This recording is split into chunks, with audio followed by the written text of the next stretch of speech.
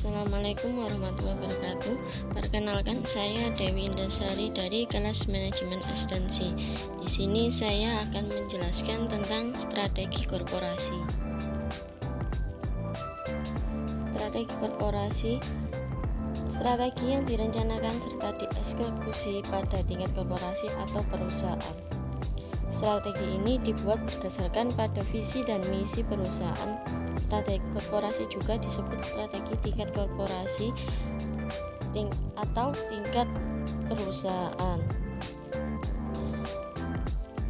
Strategi korporasi juga dibuat tergantung situasi dan keputusan dari manajemen perusahaan. Suatu perusahaan dapat mengambil strategi untuk menumbuhkan, mempertahankan, ataupun memperbarui perusahaan dan bisnisnya.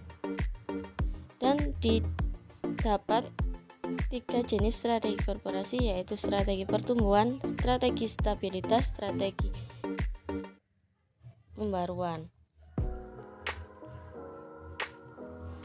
Di sini ada jenis-jenis strategi korporasi. Yang pertama, strategi pertumbuhan atau growth strategi. Perusahaan dapat menggunakan growth strategi dengan 4 cara, yaitu yang pertama, konsentrasi. Konsentrasi merupakan strategi pertumbuhan dengan cara konsentrasi, yakni berfokus kepada bisnis utama yang sudah ada serta meningkatkan jumlah produk yang ditawarkan dan mencakup pasar yang ditarget dari bisnis utama ini. Yang kedua, integrasi vertikal. Perusahaan melakukan strategi pertumbuhan dengan cara integrasi vertikal, dapat dilakukan dengan cara mundur, maju, atau keduanya. Apabila integrasi vertikal mundur, pada integrasi vertikal mundur, suatu perusahaan menjadi pemasok sendiri menggantikan pemasok luar sehingga dapat mengendalikan inputnya. Kemudian apabila integrasi vertikal maju, pada integrasi vertikal maju suatu perusahaan menjadi distributor sendiri sehingga dapat mengendalikan outputnya.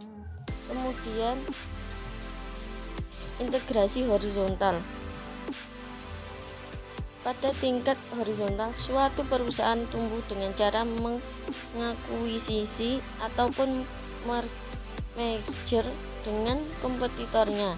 Integrasi horizontal sudah sangat umum dilakukan di berbagai industri beberapa tahun terakhir ini, baik itu bidang layanan, finansial, produk konsumer, penerbangan, toko retail, IT, dan lain sebagainya. Kemudian yang terakhir, diversifikasi. Sedangkan diversifikasi sendiri yang tidak berkaitan terjadi ketika suatu perusahaan bergabung dengan perusahaan lain yang berada pada industri yang berbeda dan tidak berkaitan.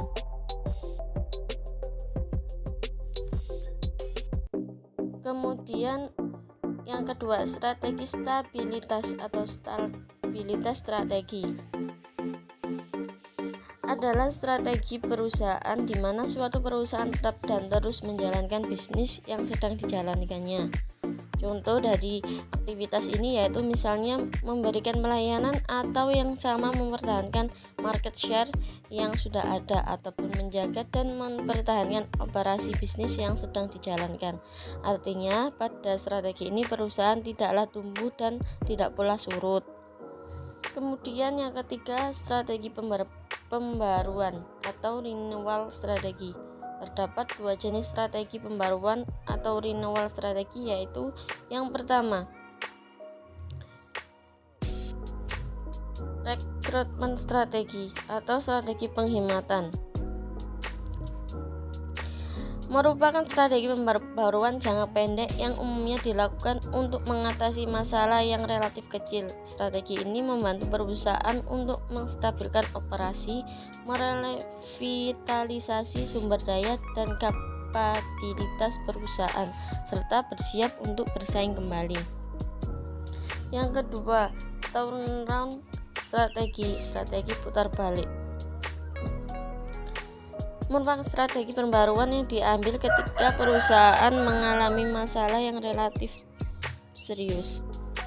Strategi ini merupakan versi drastis atau ekstrim dari strategi penghematan. Pada strategi terbalik juga dilakukan penghematan biaya dan restrukturisasi, namun dengan aksi yang lebih dalam dan drastis.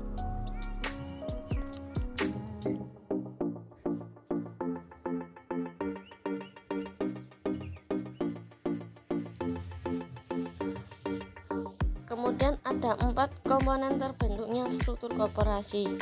Yang pertama, tujuan yang akan dicapai. Yang kedua, strategi yang akan dilakukan untuk mencapainya. Yang ketiga, taktik atau cara di mana sumber daya akan digunakan. Dan yang terakhir, sumber daya yang dimiliki.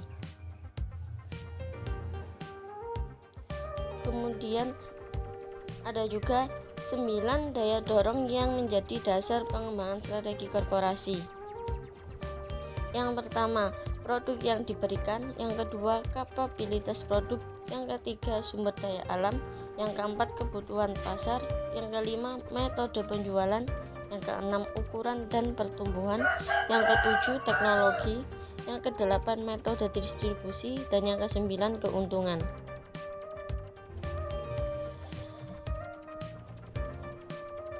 Kemudian strategi tingkat korporasi. Ada beberapa strategi tingkat korporasi yang harus kita perhatikan. Yang pertama, perusahaan dengan industri tunggal. Tingkat diversifikasi berhubungan dengan jumlah industri di mana perusahaan tersebut berkorporasi. Pada suatu ekstrim, perusahaan mungkin memiliki komitmen total pada satu industri. Perusahaan yang menggunakan strategi industri tunggal meliputi Maintech, peralatan rumah tangga besar, Urilai, permen karet, Perdue Farms, Unggas, dan Nukor Baja. Yang kedua, perusahaan dengan diversifikasi yang tidak berhubungan pada ekstrim yang lain. Ada perusahaan seperti Textron yang beroperasi dalam sejumlah industri yang berbeda. Tingkat berkaitan mengacu pada hakikat hubungan sinergi operasi lintas unit bisnis. Di sini hal tersebut mengacu pada sinergi operasi lintas bisnis yang didasarkan pada kompetensi inti dan pada pembagian sumber daya yang umum. Kemudian yang ketiga, perusahaan dengan diversifikasi yang berhubungan kelompok lain, terdiri dari perusahaan yang beroperasi dalam sejumlah industri dan bisnisnya saling berhubungan satu sama yang lain untuk melakukan sinergi operasi. Perusahaan-perusahaan ini disebut sebagai perusahaan dengan diversifikasi yang berhubungan sinergi operasi, terdiri pada 2 jenis hubungan lintas unit bisnis. Yang pertama, kemampuan untuk membagi sumber daya umum, dan yang kedua, kemampuan kompetensi inti umum. Salah satu cara dengan mana perusahaan dengan diversifikasi yang berhubungan menciptakan sinergi operasi adalah dengan membuat 2 atau lebih unit bisnis menggunakan sumber daya yang sama. Kemudian yang keempat, kompetensi inti dan diversifikasi korporat. Ini adalah kemampuan yang digunakan oleh perusahaan untuk mencapai kinerja yang lebih baik dan menambah nilai signifikasi bagi pelanggan. Kemudian yang kelima, implikasi dari desain sistem pengendalian strategi korporat. Merupakan satu rangkaian dengan strategi industri tunggal di satu ujung spektrum dan diversifikasi yang tidak berhubungan di ujung lain, atau diversifikasi yang berhubungan ada di tengah spektrum.